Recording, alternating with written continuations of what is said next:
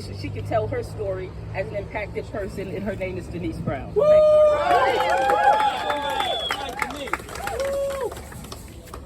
This is a distress call, America. This is a distress call. I'm a social worker, and I'm homeless here in New York City. I worked at a mental health clinic in Maryland. I grew up in group homes, the New York City group homes here, and I made it out because I watched my role models who were also social workers. And I went on to Howard University and became a social worker like my mentors here.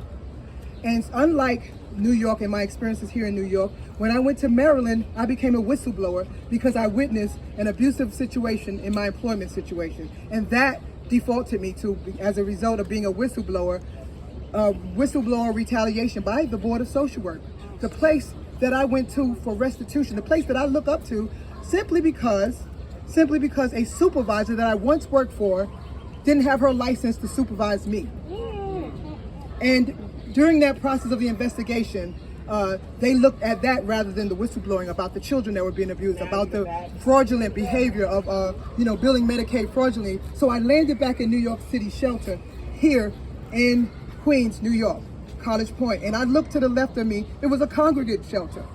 15 roommates, a social worker, out, cannot afford to use my own license because it was stripped from me.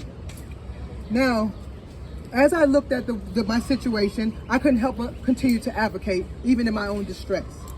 And in that process, I recognized there was 15 women in that room and 15 women in each of the rooms on up to the 4th floor of this particular shelter that did not have housing, that did not have reasonable accommodations, that was impacted by the mental health abuse and the forgotten people because of a broken system. There's systemic incapacitation. Our whole system is broken in America. And many of our well-meaning investors are not, their money is being wasted because there's no accountability. I've written letters all the way up from the mayor to the city council, to the borough president, to Congress, telling them about the disparate conditions under which I faced and my fellow roommates faced and the people in the rooms next to me. As a social worker, as a therapist, I watch minds break because of hopelessness and disparity, hope loss. And just 2 days ago, we had the commissioner come to the shelter where we live now and didn't speak to any of the residents. I desperately wanted to speak to her. And I was very disappointed and heartbroken at the mere fact that they didn't want to hear what the real issues are. You know, we can no longer stick in our thumb and pull out a plum and pat ourselves on the back and say, what a good boy am I. You know, this is a scam, America. The housing crisis is definitely a crisis, but it is a subsystem, and it is a subsystem of multiple crises. America, we're fixing problems abroad, but we're ignoring the infested wounds that we have right here in America. It is a maggoted sore, and we have to do something now to change the system, to change how it is. And I demand that each one of these investors, that each person that's out here watching, and each one of you that's standing right here, that you stand with us, homeless people, stand with Americans, stand with New Yorkers. I'm a social worker. This is a distress call. SOS, OSOS. We need housing. I went out desperately seeking houses because guess what? I need a voucher like all of my roommates do. And what I found instead was landlords telling me lies, the same lies that they were telling them, except that I was a little bit more equipped with skills to say, hey, you know, they were telling me on the phone, there's nothing available. I went in person dressed up in a suit and a briefcase. And I went to the buildings and I saw the super outside and I said, I'm here to see the apartments you have available. And what he said was, come on in.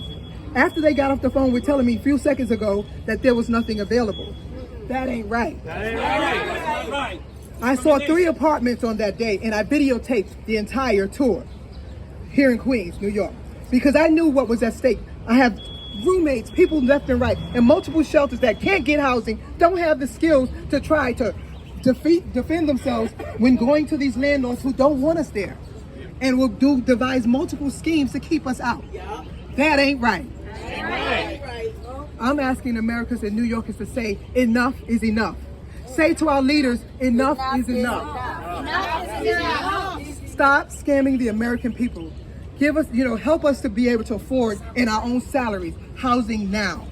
to help us to make affordable housing for all of us now. And that when I call and I've written letters to the mayor, desperately detailing from a sociological perspective, detailing the conditions in terms of, the backlash that I received with reasonable accommodations. I'm a diabetic, and all I asked for was vegetables and meat and not carbs that would, hypoglycemic, that would just totally, I asked them for reasonable accommodations. And the shelter said they could not provide vegetables and meat. Unless you give a doctor's note. And I gave them the doctor's note, which was extremely detailed. And what ended up happening was I was escorted out by a police escort while talking to the Coalition of the Homeless on the phone from the Queen's shelter.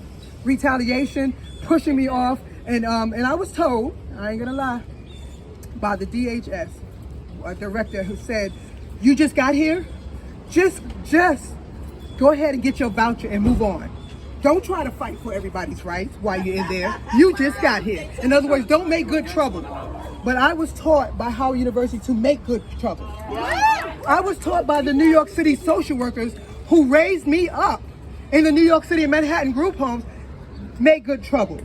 I was taught to defend the rights of the underserved.